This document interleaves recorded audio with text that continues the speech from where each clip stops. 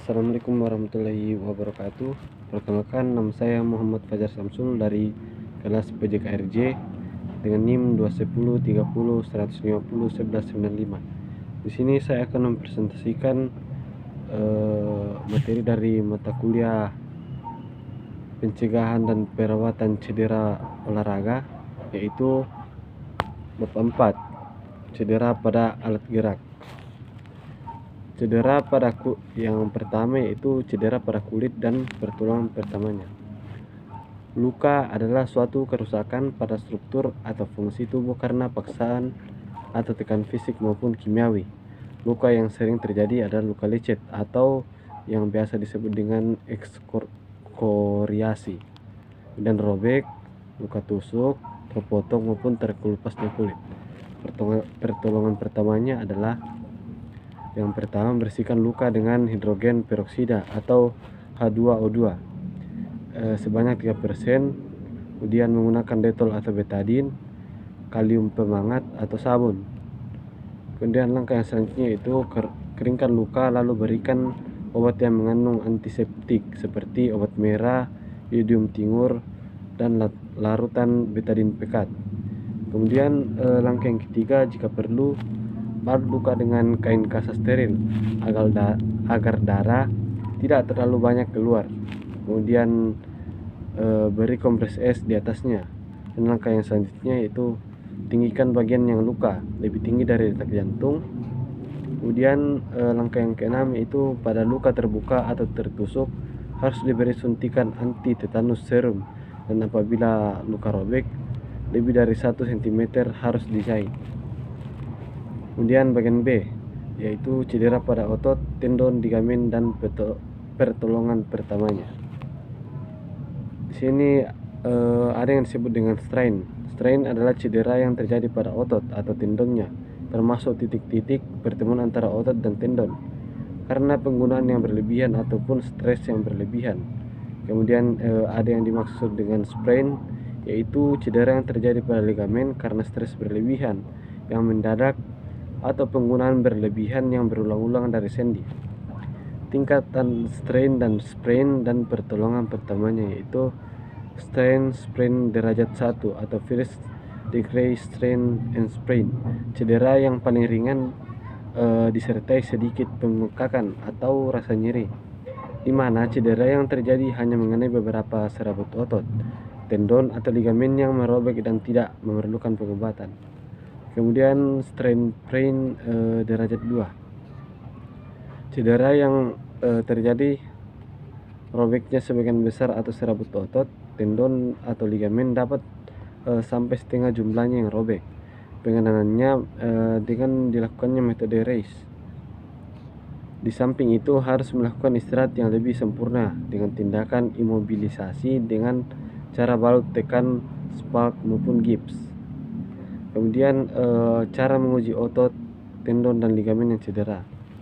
Pertama, untuk menguji cedera pada otot atau tendon digunakan metode tahanan atau palpasi. Metode tahanan adalah menahan kontraksi satu atau sekelompok otot dengan cara menahan bagian yang dekat dengan insersio otot tersebut.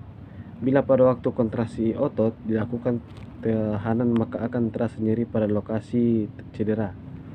Kemudian yang kedua, untuk menguji cedera pada ligamen digunakan metode tarikan atau palpasi. Metode tarikan adalah metode yang digunakan untuk menguji lokasi dan tingkat keparahan ligamen yang cedera dengan cara menarik ligamen yang cedera. Kemudian patah tulang dan pertolongan pertamanya.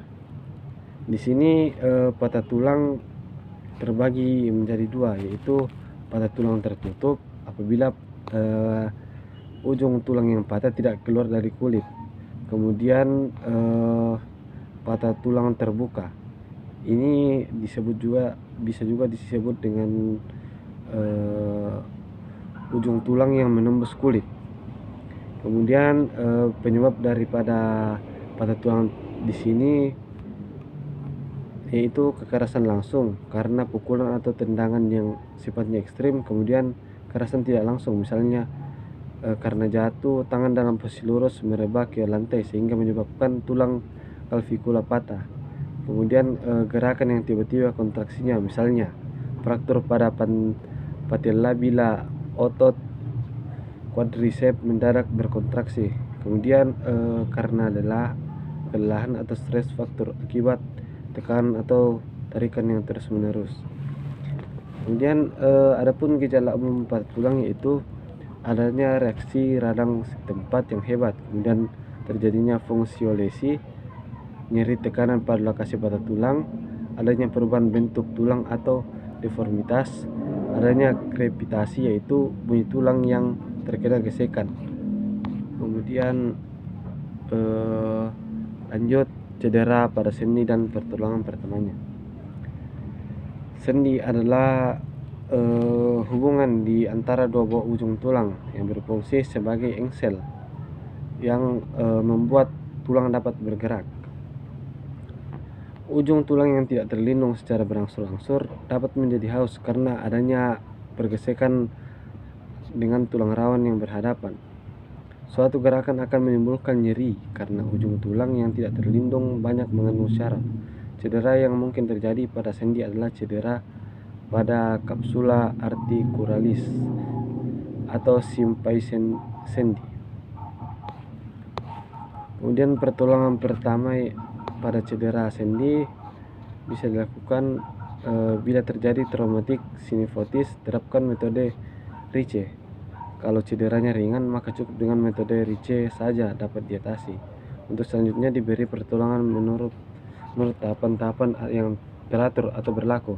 Kalau metode dengan Rice ternyata tidak mengurangi pembekakan, maka sebaiknya dikonsultasikan kepada dokter atau dokter ahli beda untuk menghindari rasa nyeri atau kerusakan lebih lanjut.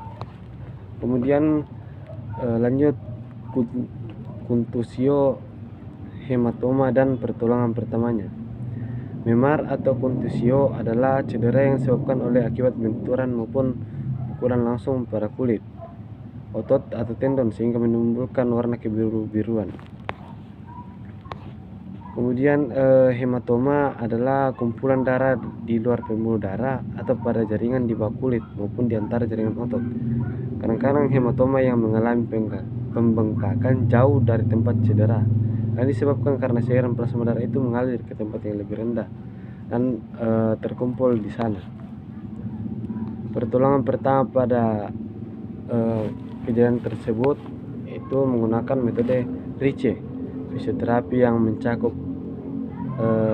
heat treatment dan obat-obatan anti nyeri. Kemudian kram otot atau muscle cramp dan pertolongan pertamanya. Kram adalah kontraksi yang terus-menerus dan berlebihan dari otot atau sekelompok otot yang terjadi secara mendadak dan tanpa disadari.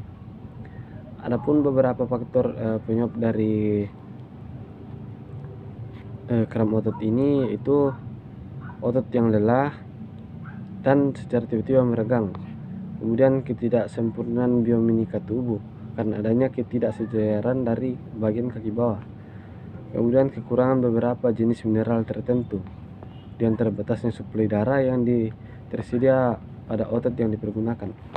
Pertolongan pertamanya yaitu penderita atau korban dibawa ke pinggir lapangan. Selanjutnya dilakukan dengan cara berikut. Yang pertama, kontraksikan otot yang berlawanan.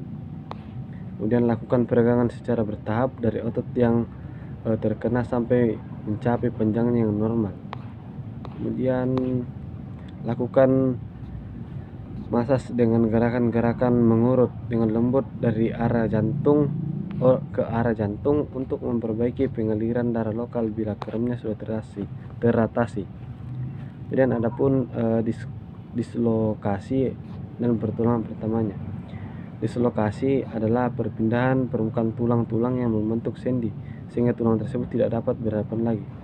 Tanda terjadinya dislokasi yaitu terjadinya perubahan atau deformitas pada sendi yang mengalami diskolasi. Kemudian nyeri yang hebat jika melakukan gerakan sendi yang normal. Pertolongannya pertama yaitu setelah reposisi, metode Rice dipakai sambil dilakukan imobilisasi atau suatu tindakan yang dilakukan supaya bagian cedera tidak bisa digerakkan lagi. Misalnya memakai bidai, spalk atau gips untuk 3-4 minggu untuk memberikan kesempatan sembuh pada ligamen yang mungkin terobek pada waktu dislokasi. Sekian presentasi dari saya, kurang dan lebihnya mohon dimaafkan. Wabillahi taufiq wal hidayah. Wassalamualaikum warahmatullahi wabarakatuh.